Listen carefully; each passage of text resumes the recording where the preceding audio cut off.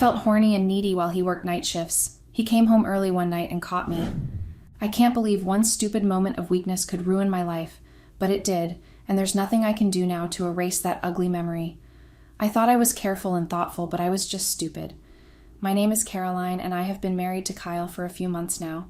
We've had our moments of ups and downs, but that night when he caught me, everything that was sweet and good about us vanished away. The thing is, I didn't expect him home early that night, but the look on his face when he walked in proved he sure as hell didn't expect this either. And that broke my heart. It tore me apart to be seen by him in such a way. I had no intentions of hurting him the way I did, but then it happened, and I feel so bad and angry with myself. It all started with the night shifts. My husband, Kyle, got a promotion at work, which meant longer hours and nights spent away. He was over the moon about it. It was going to help us save for a house, and I was proud of him. But pride doesn't keep one warm at night. For the record, physical connection has always been part of my life and relationship. Like, I'm not the type to beat around the bush about it. I always valued intimacy and the spark it brings to a relationship, and I've always been upfront about that. Thankfully, Kyle's the same way. From the very beginning, our relationship just clicked in that department. We'd have these lazy Sundays where we barely left the bed, just eating, talking, and, well, you know. He's the kind of guy who could make me feel like the most desired woman in the world with just a look, and I loved that about him. It wasn't just about the physical side of things, though. It was the intimacy and emotional connection, the playful touches when we were making dinner, the way he'd pull me into his lap when we watched TV, the regular never-ending teasing that usually ended up with us in the bedroom. We weren't shy about it, and we never kept score. It was just easy, fun. So when Kyle started working nights after getting his promotion, I didn't think it would be a big deal. Sure, I was thrilled for him. He'd worked hard for it, and it was going to set us up for the future we'd been dreaming about. But I'd be lying if I said I wasn't a little nervous about the schedule change. We'd gone from spending almost every evening together to me eating dinner alone, going to bed alone, and waking up to an empty spot next to me. The thought of that alone was destroying me. At first, I tried to downplay it. I told myself that it's just a temporary thing, and we'll adjust. And we did for the most part. We'd still steal moments when we could, like quick breakfasts before he left, or sleepy cuddles when he came home in the early hours. But as much as I tried to stay positive, I started to feel the gap growing between us. The physical part of our relationship took the biggest hit. I didn't realize how much I'd gotten used to having him around, touching me, kissing me, or just being close. Now, I'd go days without any of that. By the time he came home, he was exhausted, and I couldn't blame him. But I missed it. I missed him. I didn't want to seem needy or complain. He was doing this for us, after all, but I started to notice how much the nights stretched out when I was alone. I'd sit on the couch, scrolling through my phone, or half-watch some random Netflix show. The apartment felt way too quiet in a strange way without him, and the thing is, I tried to distract myself. I picked up a new hobby, joined a gym, and even started calling my friends more often. But none of it filled the void. Nights were still the worst. Lying in bed without him next to me, I'd toss and turn, feeling restless and frustrated. My body would ache for him, for the way he made me feel. I didn't know how to talk to him about it without sounding like I was blaming him. The last thing I wanted was to make him feel guilty for working hard, so I kept it to myself, thinking I could tough it out. But the thing about suppressing those feelings is that they don't just go away. They build, they fester. I started to notice how much I craved attention, not just from Kyle, but in general. A comment on a selfie I posted would make me feel more alive than it should have. A random guy holding the door for me or complimenting my outfit, it felt like a spark, and I hated that it did. I hated that I was even letting those moments register, but it's like a switch had flipped in my brain, and I couldn't turn it off. I tried dropping hints to Kyle, subtle things like texting him flirty messages while he was at work, or wearing his favorite lingerie on the nights he was home. He'd always respond with something sweet, but by the time he got home, he was too tired to follow through. I'd kiss him and tell him it was okay because I didn't want to add to his stress, but deep down, I started feeling like we were on two different wavelengths. I told myself it wasn't a big deal, and I thought to myself that this is normal, and that couples go through dry spells, especially when life gets busy. But it wasn't just the lack of intimate sessions that was bothering me. It was the distance. Without those lovely moments we had in the past, before his promotion, it felt like there was a wall between us. The connection we'd always had, the spark that felt so effortless, was starting to flicker. And I didn't know how to bring it back on my own. It's not like I didn't love him. I do. I really do, and I always have. But love doesn't make you immune to feeling lonely or wanting more. And the more I tried to ignore those feelings, the more they started to creep into every part of my life.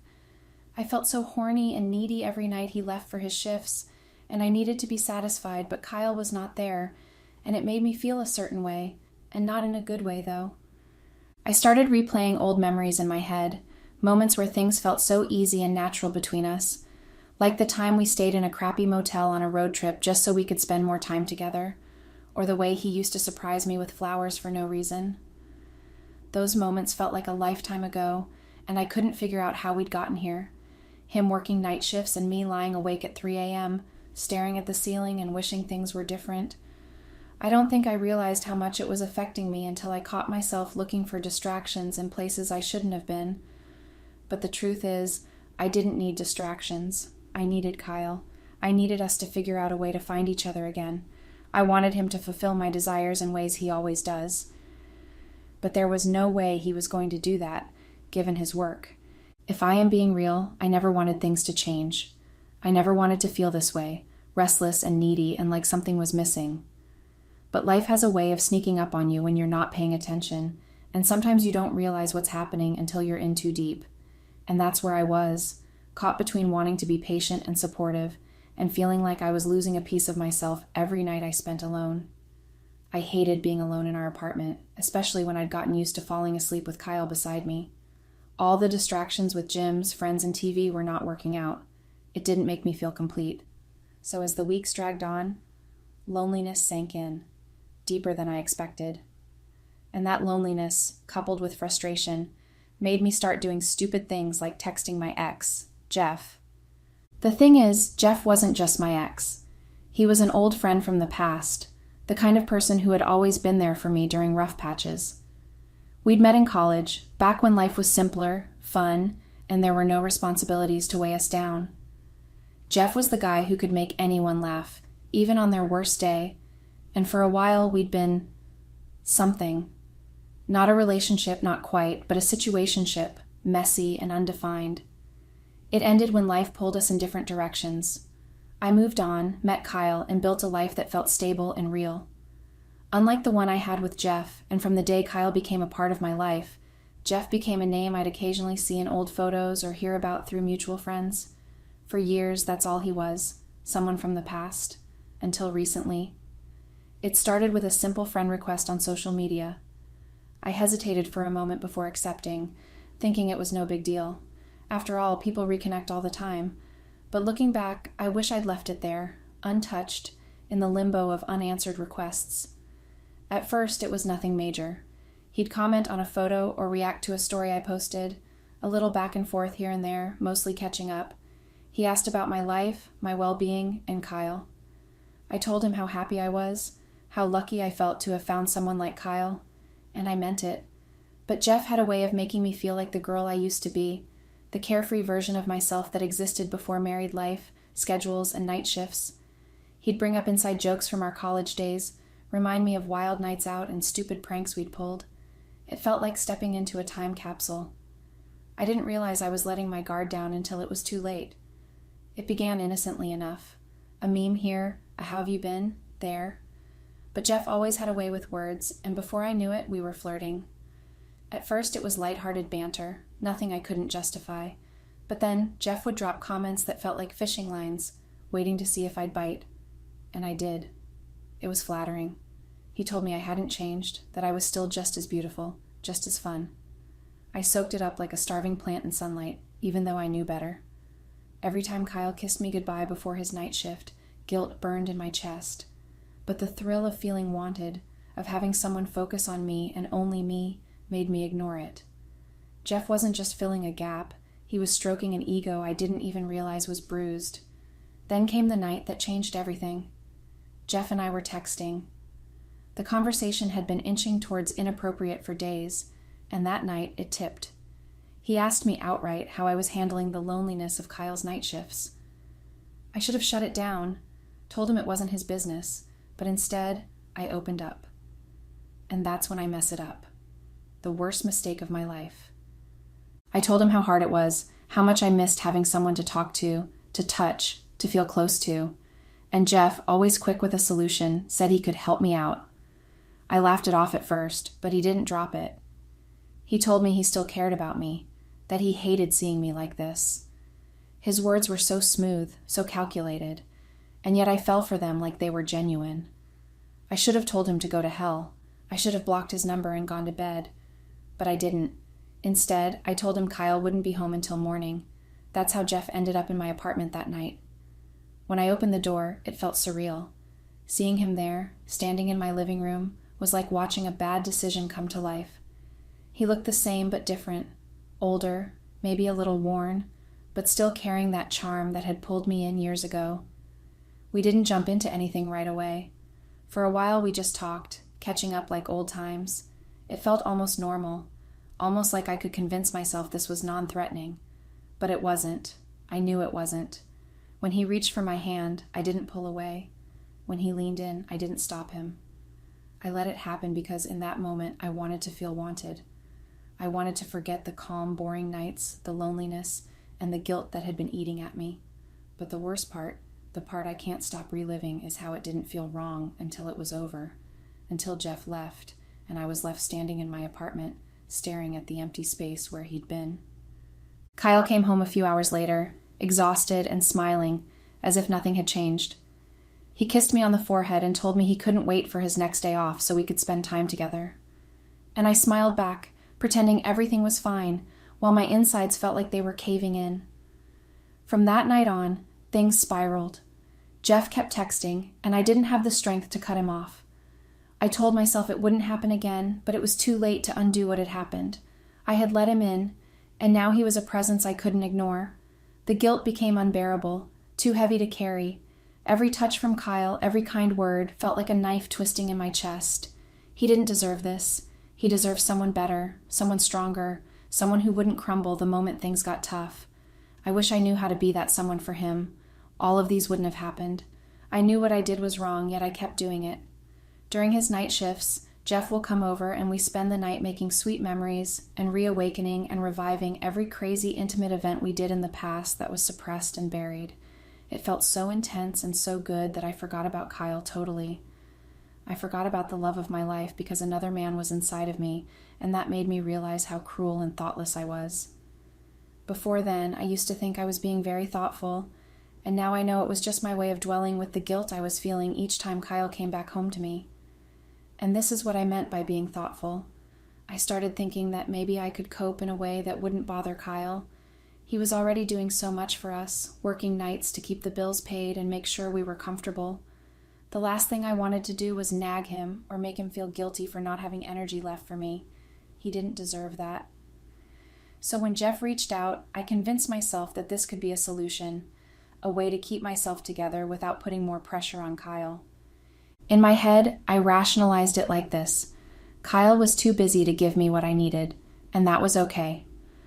I loved him enough to understand that he was doing his best, and I didn't want to disturb him or make him feel guilty for not being able to meet my needs. If I could handle those nights on my own or with Jeff, it would take the pressure off Kyle. He could focus on his work, knowing I wasn't upset or lonely, and he wouldn't have to feel bad about not being able to give me what I needed. I even convinced myself I was doing this for him. I thought I was relieving him of a burden. I knew how awful it felt to have someone expect something from you that you just couldn't give, and I didn't want to make him feel that way. So I told myself this was the best option. Jeff was a distraction, a way to keep myself from feeling frustrated or neglected. Kyle had promised me that his next day off would be special. He told me he'd make it up to me, and I believed him. I clung to that promise tightly. I kept telling myself that this was temporary, just something to help me get through the nights until Kyle and I could reconnect. I thought if I could just make it to that day, everything would be okay. But looking back now, I see how wrong I was. I see how selfish and short-sighted I was to think that leaning on Jeff was the answer. I see how I twisted the situation in my head to make myself feel better about something that was so obviously wrong. It's painful to admit, but I thought I was helping. I thought I was being thoughtful by not putting my frustrations on Kyle, by finding another way to deal with my emotions. But instead of helping, I created a mess that I couldn't undo. Instead of relieving Kyle of a burden, I became the burden. A burden he couldn't tolerate in his life because it was too much, too heavy for him to carry. The day everything came to light, Kyle wasn't supposed to be home. That was the one thing I was sure of when I asked Jeff to come over. He was scheduled for another long night shift, one of many he'd been doing for weeks. I even checked the time when Jeff texted me he was on his way, just to be sure. Kyle had left hours ago. I had the night to myself, or so I thought. Jeff showed up like he always did, casual as ever, making himself comfortable like this wasn't an affair but some kind of routine hangout or like we were a married couple. I should have felt more guilt, should have told him to leave the second he walked through the door, but instead I let him in, let him get close, and let myself fall into that familiar rhythm we'd developed. The apartment was free of noise as usual, just the occasional sounds from the upstairs neighbors. After having all the sweetest and craziest intimate moments of our lives, Jeff and I were on the couch, naked, and laughing over some stupid joke he made. And to be honest at that point, everything felt easy, too easy. He had a way of making me forget how wrong this was, how much I was risking. We weren't exactly subtle either. By the time things heated up again, we were tangled together, wrapped up in each other like the outside world didn't exist, and nothing else matters. It was reckless. I didn't even lock the door. Not like it bothered. It was at night and I wasn't going to receive any visitors, and I was so sure Kyle was not coming home that night. But I was wrong because that's when it happened. The door opened, and for a second I didn't even register it.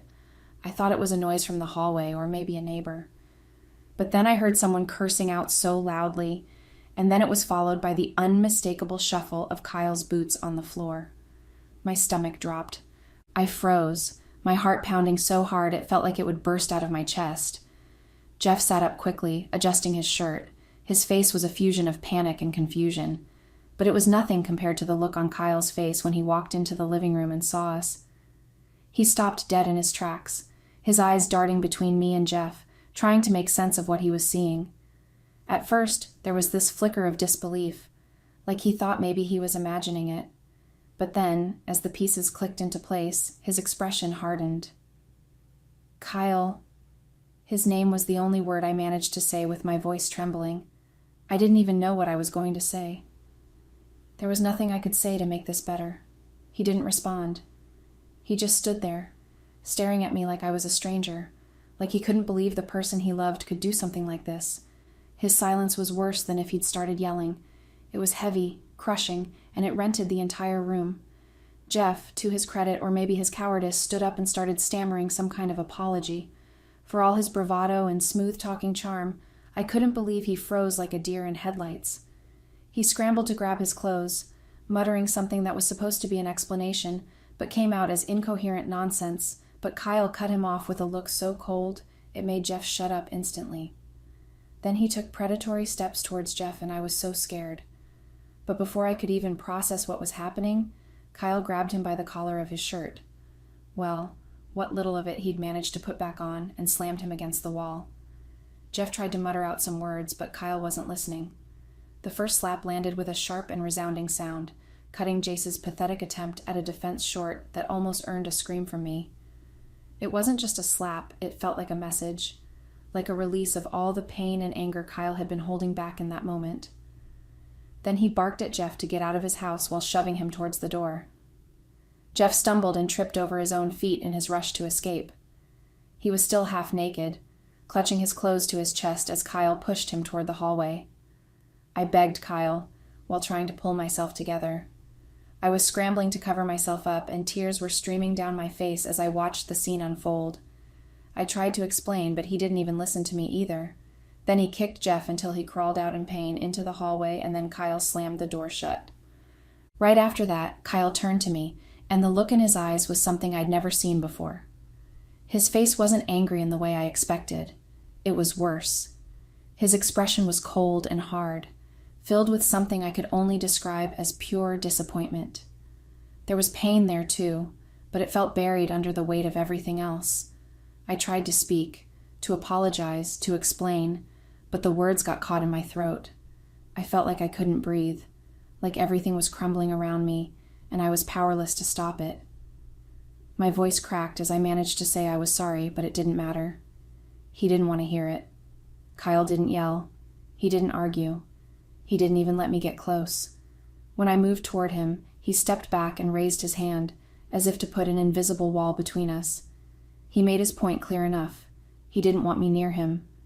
He stood there for a moment, staring at me, and the silence was unbearable. I didn't know what to do. My tears poured out more freely, and I cried harder. I wanted to beg again, to say something that would make him see how sorry I was, but he didn't give me the chance. Instead, he turned and walked away, heading straight to the bedroom. I thought maybe he just needed a minute to cool down, to process everything. I hoped he would come back out ready to talk, even if it meant he would yell or scream at me. But when he came back, I realized how wrong I was. He had my bags in his hands, clothes spilling out from the sides like they'd been thrown in without a second thought. My heart dropped as I watched him walk toward me, my mind racing to understand what was happening. I shook my head trying to stop him, but he didn't listen. He walked right past me, opened the front door, and threw my bags into the hallway. They hit the floor, and my things spilled everywhere. Panic set in, and I dropped to my knees in front of him. I begged him not to do this, to give me a chance to make things right. I told him I loved him, that I would do anything to fix it, but he didn't care. Kyle looked down at me, his jaw tight and his eyes glossy. I thought for a second he might change his mind, but he didn't. His face stayed blank, and his voice was flat when he finally spoke. He said I had made my choice and that it was time for me to live with it. Then, without another word, he pushed me outside the house and he shut the door.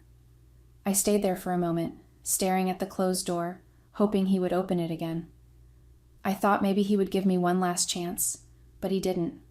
The door stayed shut and I was left sitting in the hallway surrounded by my things. That was it. That was how it ended. One moment of selfishness and I had destroyed everything. I had nowhere to go, no one to turn to. Kyle was my home, my safe place, and now I had nothing. All because of my own choices. I stayed there, on my knees in the hallway as I kept focusing my gaze at the closed door and sobbing so hard I thought I might collapse. My mind was racing, repeating the events of the night over and over, wishing I could go back and undo it all. Jeff was gone. He hadn't even waited for me. The second Kyle threw him out, he'd taken off. He left me there, alone, with nothing but the mess I'd made and the cold realization of what I'd lost. I spent the night there, surrounded by my belongings, too ashamed to call anyone for help and too broken to think clearly. Every time I closed my eyes, I saw Kyle's face. The hurt, the anger, the disappointment. It was like a dagger to the heart, over and over again. I just laid there in shame until the night was over. When morning came, I tried knocking on the door, hoping maybe Kyle had cooled off and would let me in, but there was no answer. I called his phone, but it went straight to voicemail. I had nowhere to go, no one to turn to, and it was all my fault. That night, I lost everything, my home, my marriage, and the man who loved me more than I ever deserved. And for what? A moment of distraction? A cheap thrill? I sat there and thought I'd thrown away the best thing in my life for something that didn't even matter. And now I was left with nothing but regret and heartache. I am just venting and realizing that everything I told myself was just an excuse to avoid facing the truth.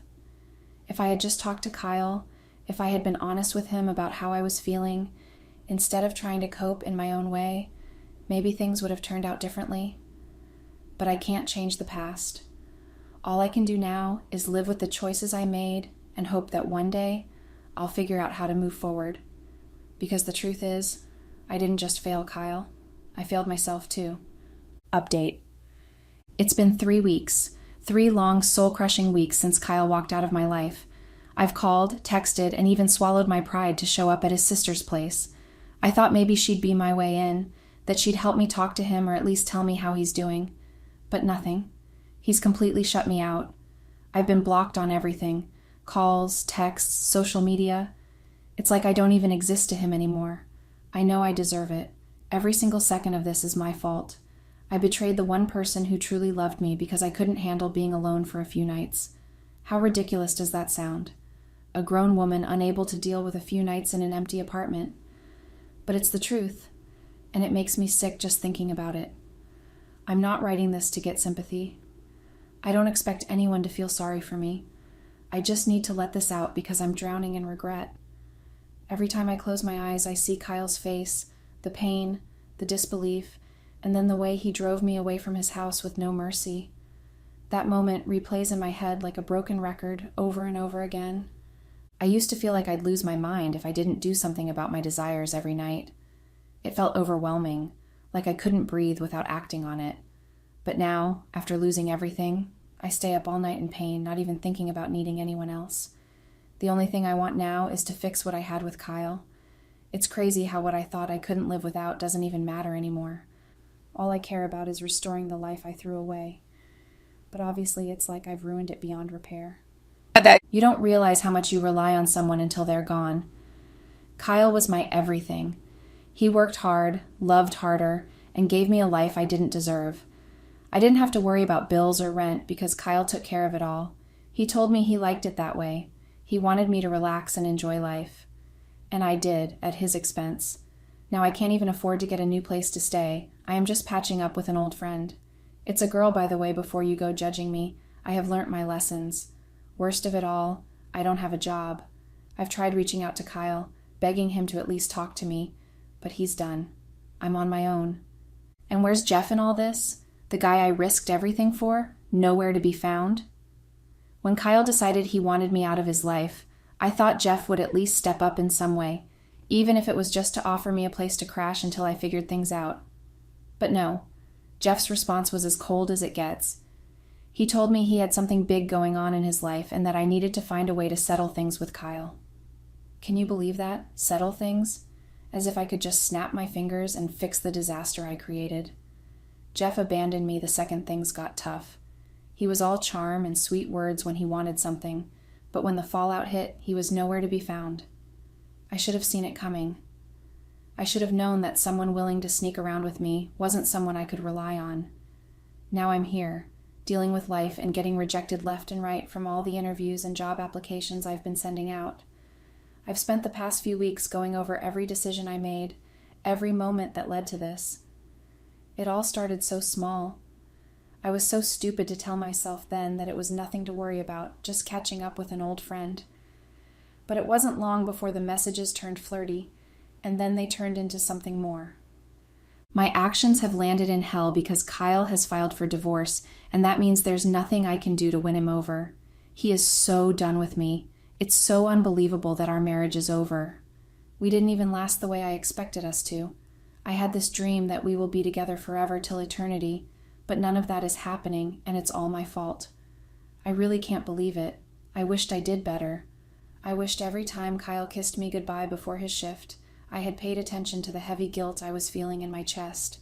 It was dumb of me to know that I was wrong, but I ignored it.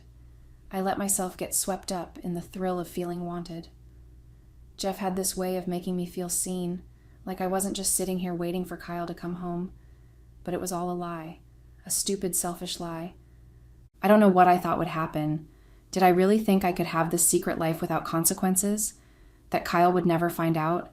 I hate myself for how blind I was, for how stupid I was.